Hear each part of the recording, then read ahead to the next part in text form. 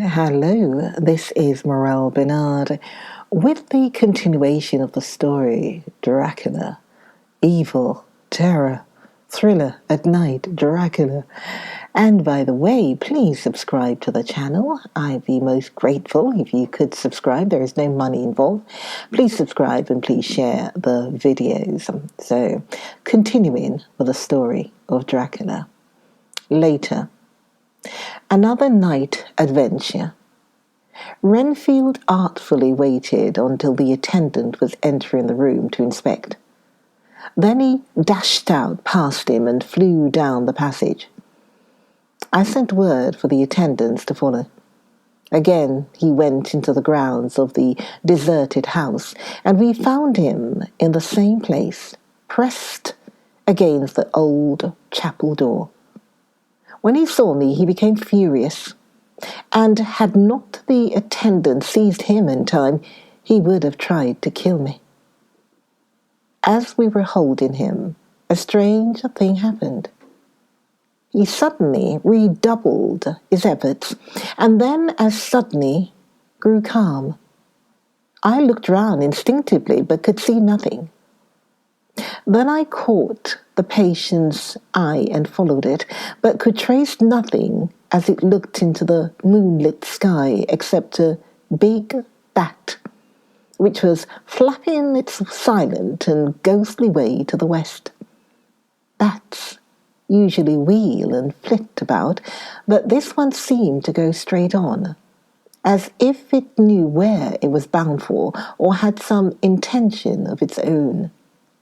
The patient grew calmer every instant, and presently said, "You needn't tie me. I shall go quietly." Without trouble, we came back to the house. I feel there is something ominous in his calm, and shall not forget this night. Lucy's Westerner's diary.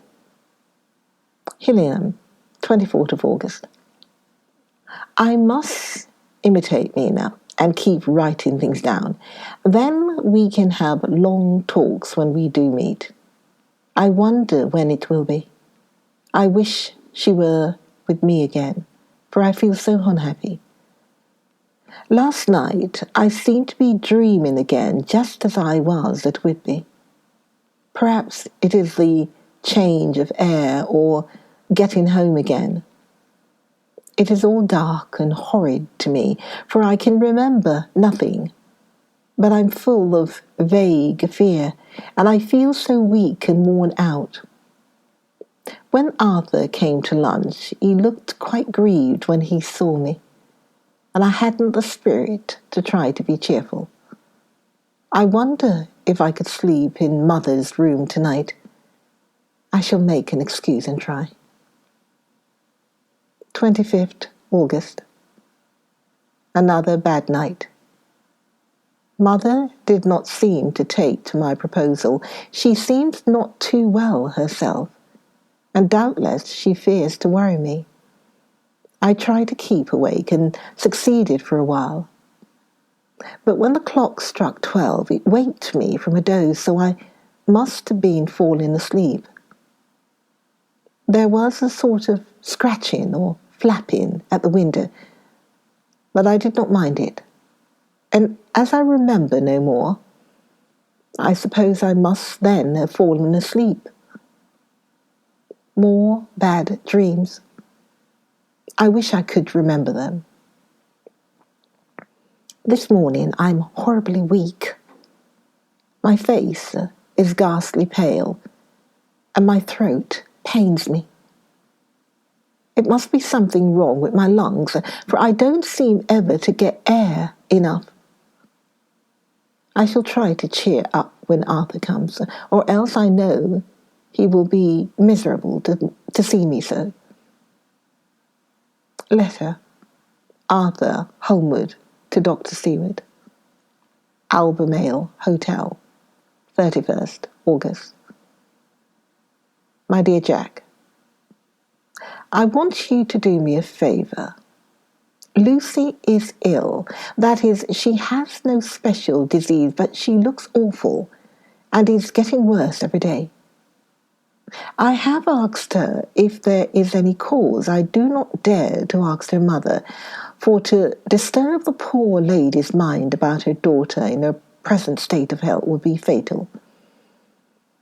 Mrs. Westerner has confided to me that her doom is spoken, disease of the heart. Though poor, Lucy does not know it yet. I'm sure that there is something preying on my dear girl's mind. I'm almost distracted when I think of her. To look at her gives me a pang. I told her I should ask you to see her, and though she demurred at first, I know why. Old fellow, she finally consented. It will be a painful task for you, I know, old friend, but it is for her sake.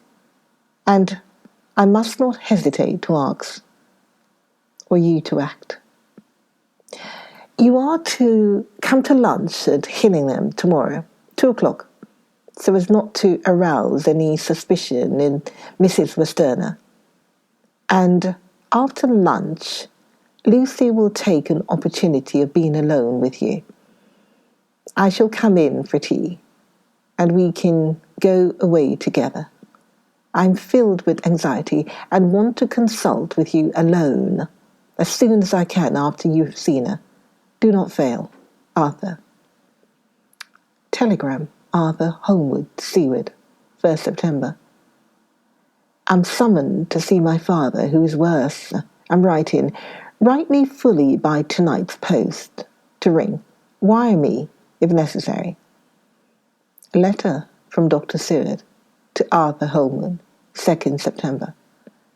My dear old fellow, with regard to Miss Westerner's health, I hasten to let you know at once that, in my opinion, there is not any functional disturbance or any malady that I know of.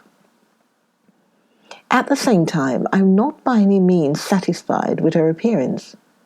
She is woefully different from what she was when I saw her last.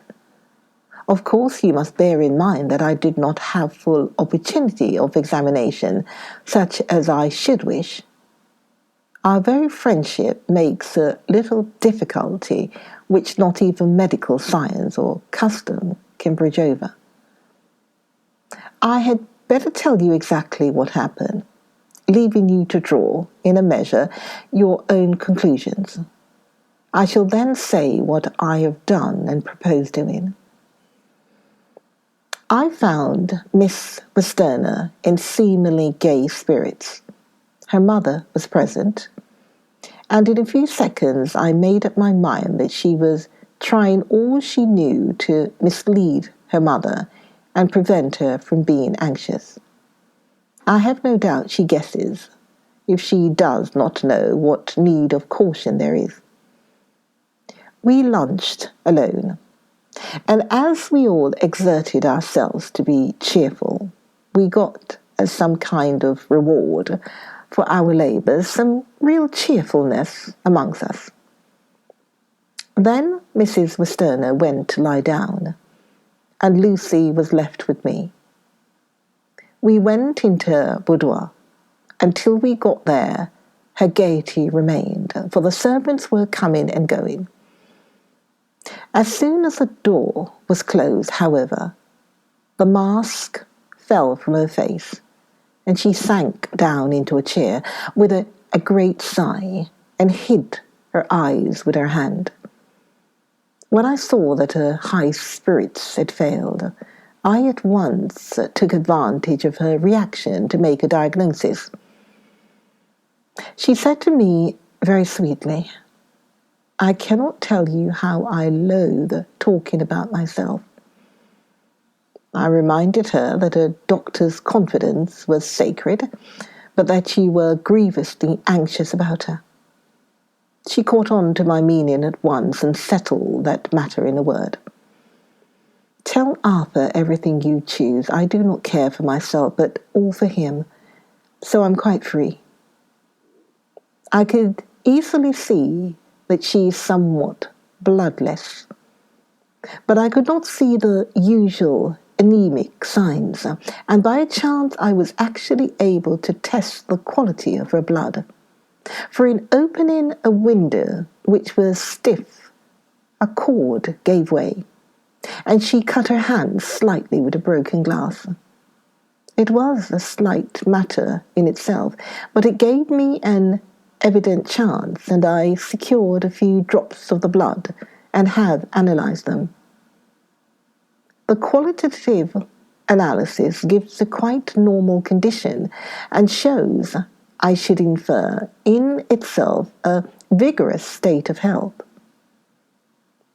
In other physical matters, I was quite satisfied that there is no need for anxiety, but as there must be a cause somewhere, I've come to the conclusion that it must be something mental.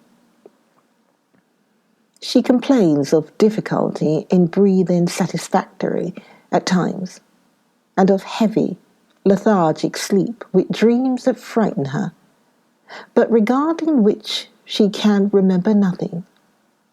She says that as a child she used to walk in her sleep, and that when in Whitby the habit came back, and that once she walked out in the night and went to East Cliff, where Miss Murray found her. But she assures me that of late the habit has not returned. I am in doubt, and so have done the best thing I know of. I have written to my old friend and master, Professor Van Hesselin of Amsterdam, who knows as much about obscure diseases as anyone in the world. I've asked him to come over, and as you told me that all things were to be at your charge, I have mentioned to him who you are and your relations to Miss Westerner. This, my dear fellow, is in obedience to your wishes, for I am only too proud and happy to do anything I can for her. Van Esslings would, I know, do anything for me for a personal reason, so no matter what ground he comes, we must accept his wishes. He's a seemingly arbitrary man, but this is because he knows what he's talking about better than anyone else. He's a philosopher and a metaphysician, and one of the most advanced scientists of his day, and he has, I believe, an absolutely open mind. This, with an iron nerve, a temper of the iceberg, an indomitable resolution, self-command, and toleration exalted from virtues to blessings, and the kindest and truest heart that beats. These form his equipment for the noble work that he is doing for mankind, work both in theory and practice, for his views are as wide as his all-embracing sympathy. I tell you these facts that you may know why I have such confidence in him. I've asked him to come at once. I shall see Miss Westerner tomorrow again. She is to meet me at the stores, so that I may not alarm her mother by too early a repetition of my call. Yours always, John Seward. Letter, Abraham Van Hesselin, 2nd September. My good friend, when I have received your letter, I am already coming to you.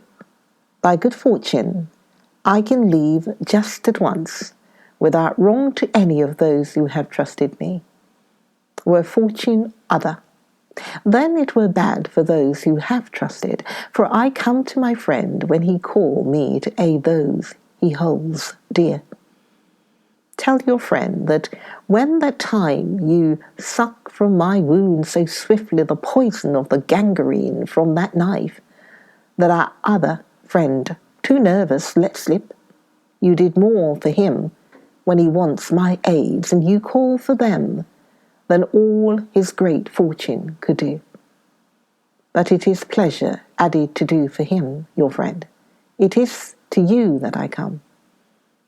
Have then rooms for me at the Great Eastern Hotel, so that I may be near to hand. And please it so range that we may see the young lady not too late on tomorrow, for it is likely that I may have to return here that night. But if need be, I shall come again in 3 days and stay longer if it must. Till then, goodbye, my friend, John. Van Helsing. Letter, Dr. Seward to Honourable Arthur Holmwood, 3rd September. My dear Art, Van Helsing has come and gone. He came on with me to Hillingham, and found that by Lucy's discretion, her mother was lunching out, so that we were alone with her.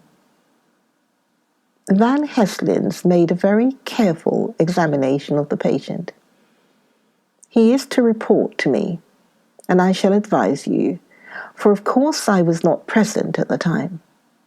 He is, I fear, much concerned, but says he must think. When I told him of our friendship and how you trust me in the matter, he said, "You must tell him all you think. Tell him what I think, if you can guess it, if you will. Nay, I'm not jesting. This is no jest, but life and death, perhaps more." I asked what he meant by that, for he was very serious. This was when we had come back to town, and he was having a cup of tea before starting on his return to Amsterdam. He would not give me any further clue. You must not be angry with me, Art, because his very reticence means that all his brains are working for her good. He will speak plainly enough when the time comes, be sure. So I told him I would simply write an account of our visit, just as if I were doing a descriptive special article for the Daily Telegraph.